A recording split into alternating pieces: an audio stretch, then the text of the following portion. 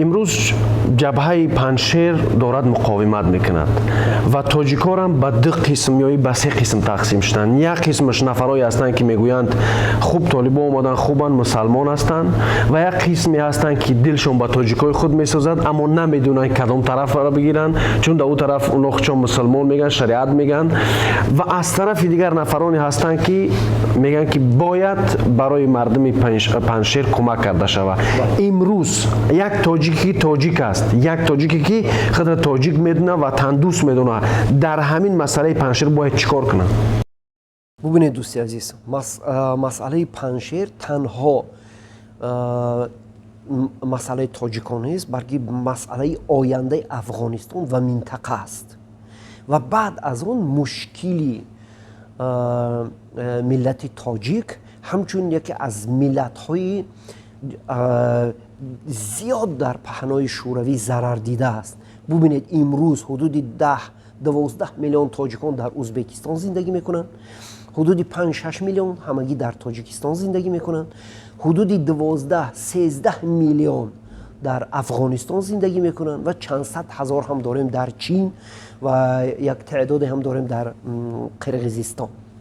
و ببینید و ما همچون ملت در این پهنا در دولت‌های گوناگون زندگی داریم و طبیعی است که ما نمیتوانیم به وحدت و به عمل‌های مشترک، به پشتیبانی همدیگری از حقوق‌های خود به طوری باید و شاید حمایه کنیم. برای همین حمایه پنجشیر حمایه تاجیک هم هست و همین بود که من چند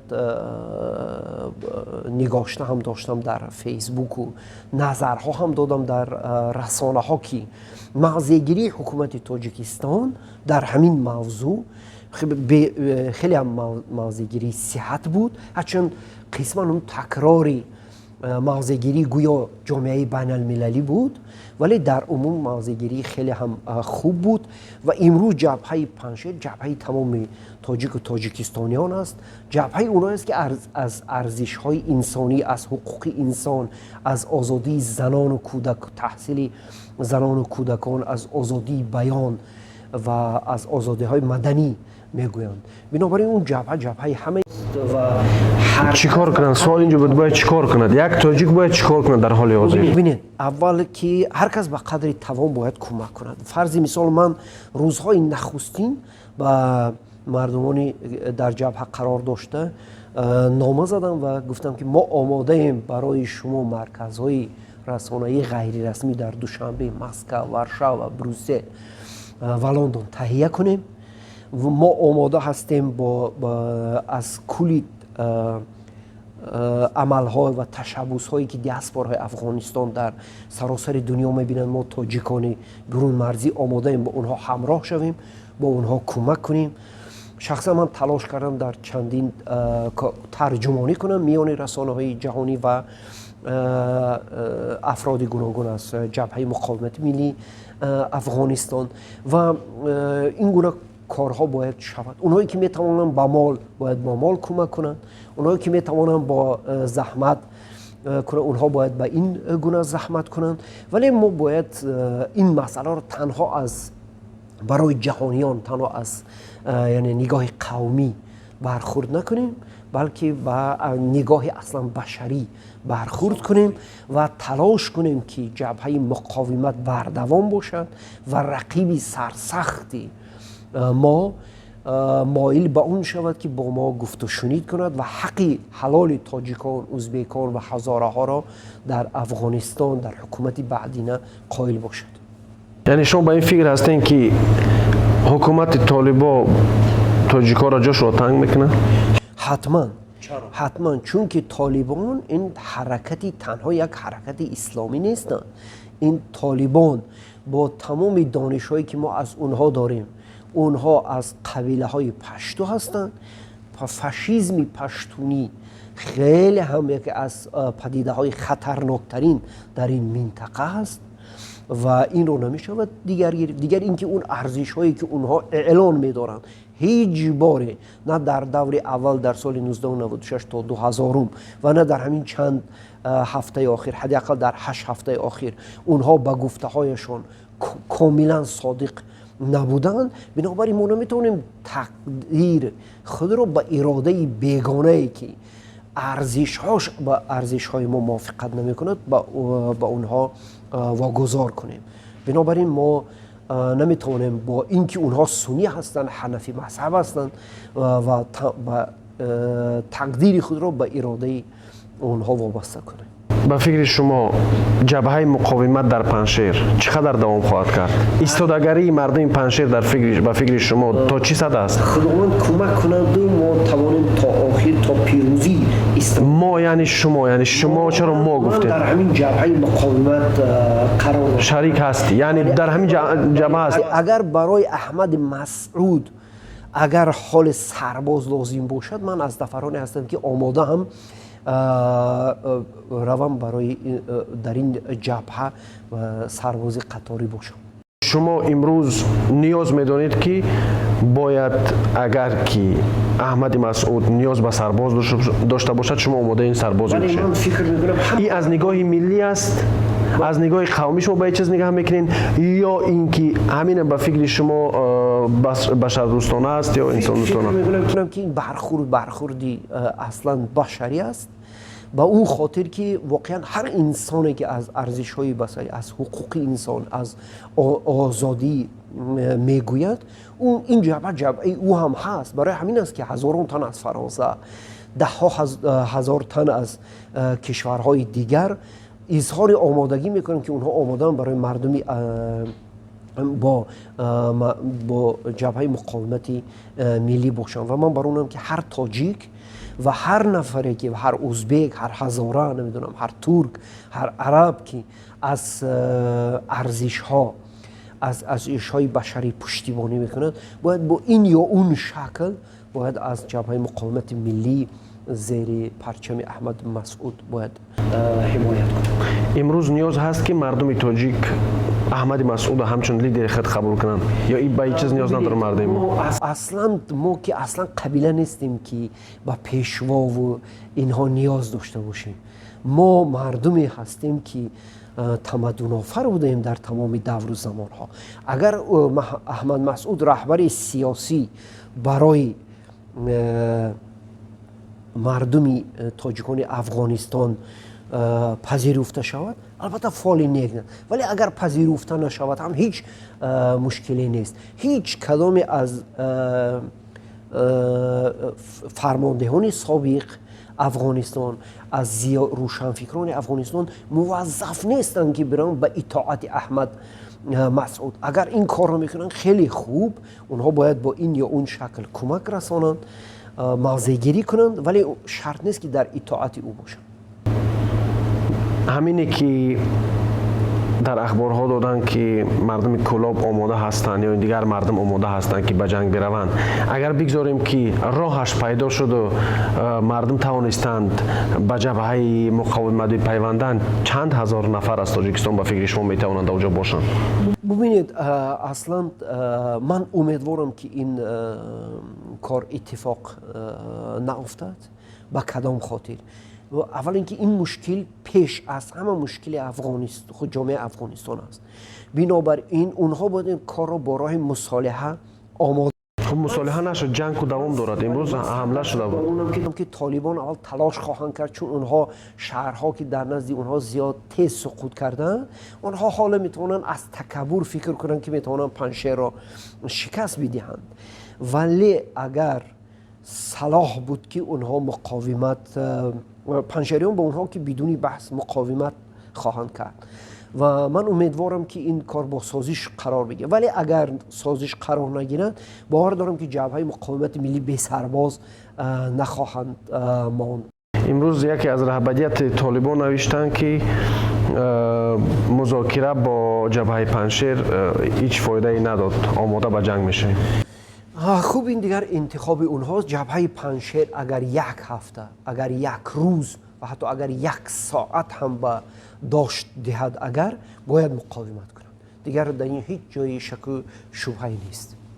اگر جبهه پنجشیر شکست بخورد، لطمه به نام تاجیکا زده میشه؟ نه، هیچ نیست. این کارزارهای زیاد بودند که نبردهای باخته شدند، ولی این معنی اون رو ندارد که نباید جنگید. مردانه در میدان جنگ مردن هم شرف است و اون آبروی ملت می افزاید که کم نمیکنه. یعنی شکست آنها سبب آبرو ریختن ملت هم نمی شود و پیروزی آنها سبب خوبی ملت می شود. چطور میتواند که یک چیز فقط یک طرف داشته باشد؟ ببینید این پیش از همه برای خود اونها، برای خود تاجیکان افغانستان، برای هزارها، برای ازبکان داشت کردن اونها مقاومت بردوام بالاخره به فایده اونها خواهد بود، پیش از اون که به فایده ما تاجیکان باشد. حکومت تاجیکستان باید در حال حاضر چیکار کنه برای جبهه پنجشیر؟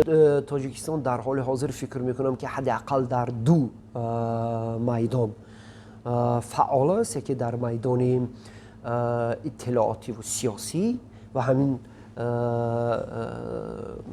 معلوم است که وقتی نفرانی از کلاب مسیج میدهند که ما آماده جنگ هستیم، اون به موافقه با مقامات قدرتی گفته نشده است که البته و این نشانه های همین گونه، یعنی موضع‌گیری های اطلاعاتی ثابتی تاجیکستان در این موضوع است از یک جانب.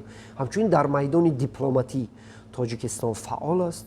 همون مسیجی که پرزیدنت امام علی رحمان به سفیر پاکستان داد اون خیلی هم سخت و محکم بود واقعا، و حالا هم تاجیکستان تلاش خواهد که توسط نهادهای اروپایی به جامعه جهانی بفهماند که چی باید کرد. فکر میکنم که پرزیدنت تاجیکستان آمادگی های میگیرد برای اون که ولادیمیر پوتین و حداقل شفکت میرزیایف هم در این مسئله با او هم اندیشه شوند. تدریجا برای این تلاش خواهد کرد. فکر میکنم که تدریجا بعضی از نهادهای ایران هم می توانند از این موضوع پشتیبانی کنند. خوب دیگر در سمت کار با هندوستان هم هست که یکی از رقیبان سرسخت پاکستان است و کمک های می تواند به جبهه مقاومت ملی کند. اگر که تاجیکستان کمک های به جبهه مقاومت پنجشیر بکند، یعنی تاجیکستان یک طالب برای تاجیکستان دشمن نمیشه؟ یعنی دشمن، اگر که طالب دشمن تاجیکستان شد، طالب با چندین هزار عسکرهایی که جنگ دیده هستند، یک سال دوام 10 ساله جنگ کردن و بر ضد یک بزرگترین قوای جهان هم پیروز آمدن از هر طرف. هم اگر نگاه بکنیم خب دیگه پیروزی ای ایرا بخوای نخوای دیگه قبول میکنه همه، به خاطر که امریکا گفت که این جنگ، رئیس جمهور امریکا بایدن گفت که این جنگ نمیتونه کلی زندگی دوام کند. این به این معنی است که امریکا دیگه نمیخواهد جنگ بکند. یک کشوری بزرگ جهان در مقابل طالبان شکست میخورد و امروز یک تاجیکستان کوچک اگر که طالب را دشمنی خود کند، چی خطری به امنیت تاجیکستان دارد؟ یا اینکه طالب زوری آن را ندارد که بر ضد تاجیکستان حمله کند، چون تاجیکستان یعنی در تای دست روسیه. ببینید، اولی که احتمالیت اون که طالبان با کشورهای همسایه در حداقل در سالهای نزدیک هجوم‌های گسترده میکنند و همین گونه قرار سیاسی اونها قبول کرده می شود، این گونه احتمالیت خیلی کم است واقعا. چرا؟ چون که طالبان همچون حرکتی ملی آزادی خواهی و همچون گروه های چریکی موفق بودن و اونها در اونجا زمینه دارند برای زمینه مردمی داشتن واقعا برای پیشرفت در نبردها و مقاومت با امریکا. ولی وقتی اون در برابری نمیدونم ازبکستان یا تاجیکستان جنگ اعلان کند، تا اون با نیروی کاملا و صفتا دیگر برخورد خواهد کرد که اون سربازگیری حتی براشون بعد یک مدت مشکل خواهد افتاد. و اگر از نگاه ریسک های واقعا حربی باشد، ریسک های حربی ترکمنستان به مراتب از تاجیکستان و ازبکستان زیادتر هستند و چون اونها ارتش آماده جنگ ندارند. برای طالبان اصلا کشورهایی که از ترکمنستان واقعا توانند پشتیبانی کنند وجود ندارند و بنابراین جنگ طالب با تاجیکستان این جنگ با تمام آسیای مرکزی خواهد بود. طالب این اشتباه رو نخواهد کرد و ما این رو خوب میدونیم. اگر که طالب بخواد که جنگ کنه با تاجیکستان تمام تاجیکستان بازش میبرن. فکر میکنم که اکثریت کل تاجیکستان بر ضد طالبان جنگ خواهد کرد و با این که حال ما ارتشی بهترین منطقه را نداریم، بله ولی ما ارتش جنگیده داریم، ولی یکی از کارآزموده داریم نسبت به دیگرها، ولی فکر میکنم که ما طالب میتواند در یک منطقه های معین میتواند به پیشرفت داخل شود، نمیدونم نائل شود به پیشرفت های حربی، ولی در کل این گونه جنگ ها را خواهد باخت. من در این شک ندارم.